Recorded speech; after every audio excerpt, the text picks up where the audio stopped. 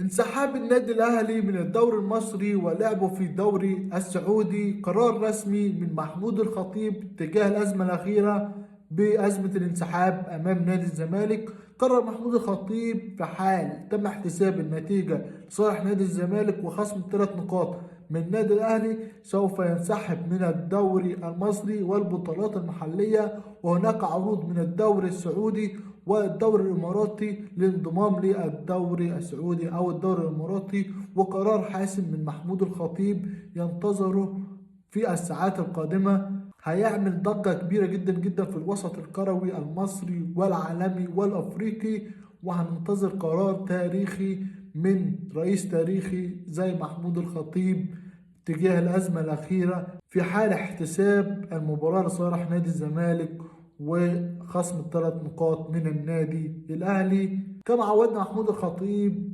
رئيس النادي الأهلي بقرارات صارمة تجاه أي أزمة تخص النادي الأهلي وجمهور النادي الأهلي، وهننتظر الساعات القادمة حسم الأمور. وبنتيجة كبيرة جدا جدا محمود الخطيب لن يتنازل عن مطالبه لإعادة المباراة بحكام أجانب والكرة في أرض الزمالك. وأكيد الزمالك هيقول لك أنا الزمالك ومش لاعب المباراة وأنا عاوز ال3 نقاط.